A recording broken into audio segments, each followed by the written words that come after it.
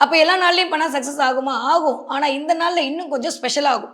இப்போ ஒரு பஸ் ஸ்டாண்டுக்கு போனோம் அப்டின்னா, பஸ் வருமானா கண்டிப்பா வருங்க. அதனால தான் அது பஸ் ஸ்டாண்டு.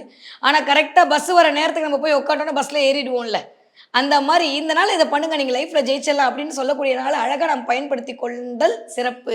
இத தாண்டியும் ஒரு புராணத ரீதியாகவும் சரி, வரலாற்று ரீதியாகவும் சரி, அக்ஷய திதிக்கு நெறையா காரணிகள் சொல்லப்படுகிறது. சரி அதெல்லாம் விடுங்க. எதுக்கு இந்த 325 நாள்ல இந்த நாள்ல மண்ணா மட்டும் வளரும்ன்ற மாரி நம்ம மட்டும் இல்ல. நார்த் இந்தியா மட்டும் இல்ல. உலகமே இந்த அக்ஷய திதிய கொண்டாடுற அளவுக்கு எதுக்கு இது இவ்ளோ முக்கியத்துவம் வாய்ந்தது அப்டின்னா, அக்ஷய திரிதியை என்றால் 2 விதமான அர்த்தம். அக்ஷயம் என்றால் நமக்கு எல்லாம் தெரியும். வளருதல் என்று பொருள்.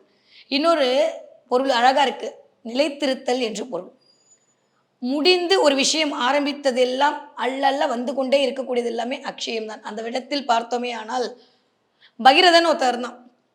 அவன் தான் தன்னுடைய மூதாதையருக்கான கடனை தீர்ப்பதற்கு என்ன பண்றதுன்னு தெரியல. அந்த அரக்கன் தவமா தவம் இருந்து, ரொம்ப வேண்டி ஒரு அளவுக்கு இதுவரைக்கும் யாரால செய்யாத தவத்தை எல்லாம் செய்து, கங்கையை பூலோகத்தில் கொண்டு வந்தான். அப்படி கங்கையை பூலோகத்தில் கொண்டு வந்து உலக மக்களுடைய எல்லா பாவங்களையும் போப்பதற்கு எனக்கு ஒரு புண்ணிய நதி வேணும். அதற்கு எனக்கு ஒரு வழி சொல்லுங்கன்னு சொல்லி, சொல்லும்போது கங்கை உருவான நாள் இந்த அக்ஷய திதி.